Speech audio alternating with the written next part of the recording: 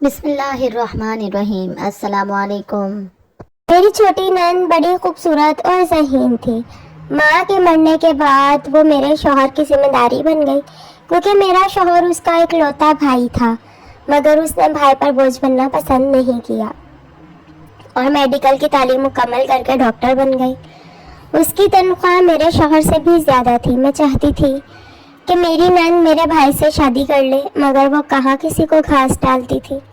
وہ اچھا کھاتی پیتی اور خوب فیشن کرتی تھی۔ اس کے کئی طلبگار تھے، مگر اس نے اپنے جیون ساتھی کے طور پر اپنے ہی ایک ڈاکٹر دوست کو چنا، جو کہ اس سے بھی زیادہ ہینڈسم اور قابلیت والا تھا۔ یہ دیکھ تو میں جل ہی گئی، کیونکہ میرے شوہر نے بھی بہن کے اس فیصلے پر کوئی اعتراض نہیں کیا، اور یوں دھوم دھام سے اس کا نکاح ہوا اور شادی کی تاریخ 1 مہینے کی رکھ لی، کیونکہ میری نند کے ہونے والے شوہر ایک کورس کے سلسلے میں باہر چلا گیا۔ یہ دیکھ کر میں سازش کرنے لگی کہ کسی طرح میری نند کی یہ اکڑ ختم ہو جائے۔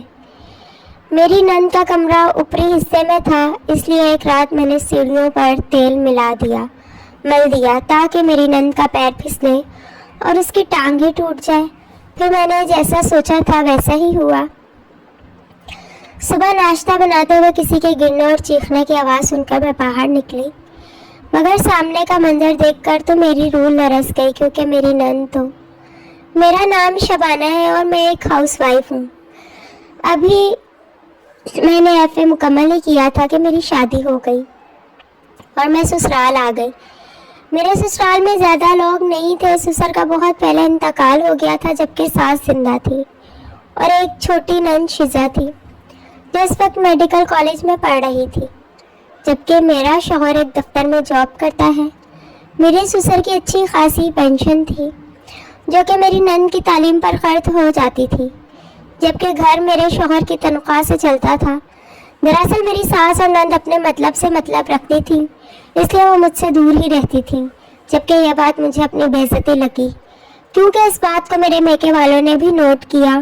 اور ایک دن جب میری بھابھی میرے گھر آئی ہوئی تھی، تب وہ مجھ سے کہنے لگی، لگتا ہے تمہاری ساس اور نند تمہیں زیادہ لفٹ نہیں کراتی، کیسے وہ دونوں ماں بیٹی کھا پی کر اپنے کمرے میں چلی گئی اور تمہیں تو جیسے نظر انداز ہی کر دیا۔ یہ بات مجھے اپنی بے عزتی لگی اور میں نے دل میں سوچا کہ بھابھی ٹھیک کہہ رہی تھی۔ جب سے میں اس گھر میں آئی تھی، کوئی مجھ سے سیدھے منہ بات ہی نہیں کرتا تھا۔ یہ ماں بیٹی تو پڑھائی کا بہانہ کر کے اپنے کمرے میں گھسی رہتی تھی، جبکہ میں بیچاری کمرے میں بیٹھ کر بور ہو جاتی تھی۔ حالانکہ یہ دونوں میرے شوہر کے پیسوں پر پڑ رہی تھی۔ پھر اس بات کا احساس ہوتے ہی میں نے دوسری بہوؤں کی طرح پرپرزے نکالنا چاہے کہ دونوں ماں بیٹیاں میرے شوہر کے پیسوں پر عیش کر رہی تھیں، مگر میری ساس نے یہ کہہ کر ہی میرے پر کاٹ دیے کہ یہ گھر اس کے نام پر تھا۔ اس لیے میری ساس نے کہا کہ اگر تمہیں اپنی شوہر کی تنخواہ کا اتنا مان تھا تو اپنے شوہر کو لے کر میکے جا بیٹھو، ہمارا اللہ مالک ہے۔ یہ سن کر میں چپ کر گئی اور دوبارہ اس موضوع کو نہیں چھیڑا، کیونکہ میرے میکے میں تو گنے چنے کمرے تھے اور ان پر میری بھابیاں قبضہ جما کر بیٹھی تھی، اس لیے میں نے چپ رہنے میں ہی عافیت جانی۔ پھر جب تک میری ساس زندہ رہی، میں ان دونوں کے روکھے پھیکے رویے کو برداشت کرتی رہی۔ ویسے بھی میری نند اور ساس میری کسی کام میں مداخلت نہیں کرتی تھی۔ میری نند تو سارا دن گھر سے باہر ہی رہتی تھی، جبکہ میری ساس بھی کوئی جھگڑالو عورت نہیں تھی۔ وہ سارا دن عبادات میں مصروف رہتی تھی، بلکہ وہ تو اس عمر میں ہونے کے باوجود کھانا تک خود بنا لیتی تھی۔ شاید یہی وجہ تھی کہ مجھے لگتا تھا کہ میری ساس مجھے پسند نہیں کرتی تھی، کیونکہ اس نے مجھے ابھی تک کچن کے پاس بھی نہیں پٹکنے دیا تھا۔ یہ بات میں نے اپنی ماں سے کہی تو وہ الٹا مجھے ہی ڈانٹنے لگی کہ بیٹا تم تو شکر کرو کہ اس جھنجھٹ سے اب تک بچی ہوئی ہو، ورنہ مجھے ہی دیکھ لو کہ بہوؤں کے ہوتے ہوئے بھی میں ہی سارے گھر کا کام کرتی ہوں۔ اس لیے تمہیں کہہ رہی ہوں کہ جب تک تمہاری ساس تمہیں کچن سنبھالنے کو نہیں کہتی، تم خود سے مت کہنا، کیونکہ جب تمہاری ساس مر جائے گی تب تمہیں احساس ہوگا کہ اس نے تمہیں کتنی جھنجھٹوں سے بچایا ہوا تھا۔ ماں کی بات سن کر میں خاموش ہو گئی، اور اس بات کا احساس تب ہوا جب اچانک ہی میری ساس مر گئی اور میرے گھر کی ذمہ داری یکدم میرے سر پر آ گئی۔ میری نند کا تو ویسے ہی پڑھائی کا بہانہ تھا، اس لیے اس نے تو میری مدد کرنے سے انکار کر دیا۔ ایسے میں میری جان عذاب میں آ گئی، क्योंकि इन दिनों मैं उम्मीद से थी खैर सर पर पड़ी तो मैं सब सीखती गई, मगर नंद से मेरे शिकवे बढ़ते ही गए। क्योंकि वक्त गुजरने के साथ साथ वो और मसरूफ होती गई और मैं अंदर ही अंदर उससे जलने लगी, क्योंकि मेरी नंद खूबसूरत और ज़हीन थी। मेरी सास के मरने के बाद वो मेरे शौहर की जिम्मेदारी बन गई, क्योंकि मेरा शौहर उसका इकलौता भाई था। मगर वो अपनी माँ पर गई थी, क्योंकि उसने भाई पर बोझ बनना पसंद नहीं किया। अब भी उसे मेरी ससुर की पेंशन मिलती थी और इसकी तालीम का सारा खर्चा यहीं से निकल आता था, और यूं से भाई के सामने हाथ ना फैलाना पड़ता थे। और यही बात मुझे बुरी लगती थी, क्योंकि वो खूब मनमानी कर रही थी, मेरी तो कोई बात सुनती ही नहीं थी। वो पढ़ाई के नाम पर सारा दिन बाहर रहती थी और शाम को खा पी कर आती और अपने कमरे में सो जाती थी। उसे नहीं पता था कि घर कैसे चल रहा था, और आजकल कितनी महंगाई हो गई थी। इस दौरान हमारे 2 बच्चे हो गए थे और मुझे आटे दाल का भाव पता चल गया था। अब तो तनख्वाह में गुजारा मुश्किल हो रहा था। मैंने ऐसे में अपने शौहर से कहा कि अपनी बहन से कहो कि बस अब पढ़ाई छोड़कर शादी कर ले, ताकि ससुर की पेंशन हमारे काम आए। मगर वो तो गुस्सा ही कर गया और कहने लगा, ये घर और बच्चे मेरी जिम्मेदारी है, इसलिए तुम मेरी बहन को इसमें मत घसीटो। डॉक्टर बनना सिर्फ उसका नहीं बल्कि मेरा और मेरे वालिदैन का ख्वाब था, इसलिए जो कुछ कर रही थी उसे करने दो। ये सुनकर मैं जल ही तो गई। मैंने तो उसके फायदे की बात की थी, मगर वो तो मुझ पर ही चढ़ दौड़ा, इसलिए मैंने दिल में सोच लिया कि आइंदा से ये बात नहीं कहूँगी। और यूं वक्त गुजरता गया और मेरी नंद मेडिकल की तालीम मुकम्मल करके डॉक्टर बन गई। उसकी तनख्वाह मेरे शौहर से भी ज़्यादा थी। ये देखकर मैं लालच में आ गई और मैं अपने दिल में सोचने लगी कि काश मेरी नंद की शादी मेरे भाई से हो जाए, क्योंकि मेरा एक आखिरी भाई बचा हुआ था। वैसे तो वो पढ़ रहा था, मगर मैं सोचने लगी कि अगर उसकी शादी मेरी नंद से हो जाए तो उसे जॉब करने की क्या ज़रूरत थी। खैर से मेरी नंद की इतनी ज़्यादा तनख्वाह थी कि मेरा भाई तो घर बैठकर खा सकता था, इसलिए मैं चाहती थी कि मेरी नंद मेरे इस भाई से शादी कर ले। मगर वो कहाँ किसी को घास डालती थी। वो अच्छा खाती पीती और खूब फैशन करती थी, उसके कई तलबकार थे।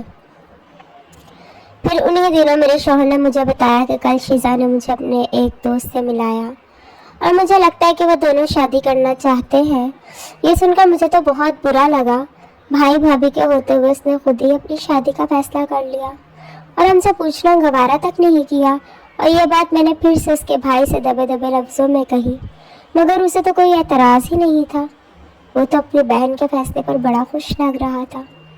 और एक दिन उस लड़के को भी घर ले आया जिससे मेरी नंद शादी करना चाहती थी। ये देखकर मैं हैरान रह गई, क्योंकि मेरी नंद ने अपने जीवन साथी के तौर पर अपने ही एक डॉक्टर दोस्त को चुन लिया, जो कि उससे भी ज़्यादा हैंडसम और काबिलियत वाला था। ये देखकर तो मैं जल ही गई, क्योंकि मेरे शौहर ने भी बहन के इस फैसले पर कोई एतराज़ नहीं किया। और यूँ एक दिन इन दोनों का बड़ी धूमधाम से निकाह हुआ और शादी की तारीख 1 महीने की रख ली, क्योंकि मेरी नंद का होने वाला शौहर एक कोर्स के सिलसिले में बाहर चला गया था। ये देखकर मैं साजिशें करने लगी कि किसी तरह मेरी नंद की यह अकड़ ख़त्म हो जाए, क्योंकि उसने जैसा चाहा था ये तो हूबहू वैसा ही हो रहा था। मेरी नंद पहले ही उस घर में गैरों की तरह रहती थी, अब तो वो और भी अजनबी हो गई। पैसा, शोहरत और खूबसूरत शौहर के मिलते ही वो और मगरूर हो गई, और अब तो उसकी निगाह ज़मीन पर टिकती ही नहीं थी, क्योंकि बहुत कम लोग होते हैं जो अपने ख्वाबों को पूरा कर लेते हैं। इसलिए मैं उससे जलने लगी और उसका बुरा सोचने लगी। मैं चाहती थी कि अगर मेरी नंद मेरी भाभी नहीं बनी तो ये किसी और की भी ना बने। इसलिए मैं कुछ ऐसा सोचने लगी कि जिससे मेरी नंद की शादी टूट जाए और वह अपनी औकात में आ जाए। इसलिए मैंने एक दिन मंसूबा बनाया कि मैं सीढ़ियों पर तेल लगा देती हूँ, ताकि मेरी नंद जब सुबह नीचे उतरे तो उसका पैर फिसल जाए, क्योंकि रोज़ सुबह जब मेरी नंद हाई हील पहनकर खटखट करती सीढ़ियों से उतरती थी तो ये देखकर मेरा दिल जलकर कोयला हो जाता था। मेरी नंद का कमरा ऊपरी हिस्से में था, जबकि निचले हिस्से में हम मियाँ बीवी रहते थे। इसलिए एक रात मैंने सीढ़ियों पर तेल मल दिया और फिर मैं अपने कमरे में आ गई और मैं दिल ही दिल में खुश होने लगी। तो सुबह जब मेरी नंद सीढ़ियों से उतरेगी तो उसका पैर फिसलेगा और उसकी टांग ही टूट जाएगी। और फिर मैं नींद में ख्वाब देखने लगी कि जब मेरी नंद की टांग टूट गई तो उसके शौहर ने उसे तलाक दे दी और वो बेचारी घर बैठ गई। फिर मैंने तरस खाकर अपनी नंद की शादी अपने भाई से के साथ कर दी اور میں جب بھی اپنے میکے جاتی تھی اس سے اپنی خوب خدمتیں کراتی تھی، لیکن صبح جاگی تو یاد آیا کہ یہ صرف خواب تھا، مگر میں نے جو انتظام کر رکھا تھا اس سے یہ خواب جلدی تعبیر پانے والا تھا۔ پھر میں نے جیسا سوچا تھا ویسا ہی ہوا۔ صبح ناشتہ بناتے ہوئے میں نے کسی کے گرنے اور چیخنے کی آواز سن کر باہر نکلی، مگر سامنے کا منظر دیکھ کر میری روح لرز گئی، کیونکہ میری نند تو اوپر ہی کھڑی تھی جبکہ سیڑھیوں پر میرا شوہر گرا ہوا تھا۔ بھائی کو سیڑھیوں پر گرا دیکھ کر میری نند آگے بڑھی، مگر میرے شوہر نے اسے روکتے ہوئے کہا، شیزا نیچے مت آنا، سیڑھیوں پر کسی نے تیل مل دیا تھا۔ یہ سن کر وہ رک گئے، جبکہ یہ سن کر میں جلدی سے آگے بڑھی اور شوہر کو اٹھاتے ہوئے کہا، تم صبح صبح اوپر کہاں جا رہے تھے؟ شوہر نے میری بات کا جواب دینے کی بجائے مجھے گھورا۔ یہ دیکھ کر میرا دل دھڑکنے لگا، کیونکہ وہ یقیناً یہ حقیقت جان چکا تھا کہ یہ کارنامہ میرا ہی تھا۔ پھر میں نے جلدی سے سیڑھیوں کو صاف کیا اور پھر میری نند نے نیچے اتر کر اپنے بھائی کی ٹانگ چیک کی اور کہا کہ اس کی ٹانگ ٹوٹ چکی ہے۔ یہ میرا شوہر بستر پر بیٹھ گیا، مگر اس نے اپنی بہن کی شادی کر دی اور اپنے شوہر کے ساتھ امریکہ چلی گئی، جبکہ میں اپنے شوہر کی ٹانگ ٹوٹنے کی وجہ سے اور مصیبت میں پڑ گئی، کیونکہ رات دن اس کی خدمت کرنی پڑی اور ٹانگ ٹوٹنے کی وجہ سے وہ دفتر نہیں جا پایا اور اس کی وجہ سے اسے تنخواہ نہیں مل پائی۔ یوں مجھے پیسے کی تنگی کا سامنا کرنا پڑا۔ میں نے اپنی نند کا برا چاہا تھا، مگر وہ تو صاف بچ گئی، جبکہ میں اپنے ہی بچھایا ہوئے جال میں پھنس گئی۔ سچ ہے کہ جو کسی کے لیے گڑھا کھودتا ہے بالآخر ایک دن خود ہی اس میں جا گرتا ہے، اس لیے سب کے ساتھ اچھا سلوک کریں اور کسی کا برا نہ چاہیں۔ اللہ حافظ۔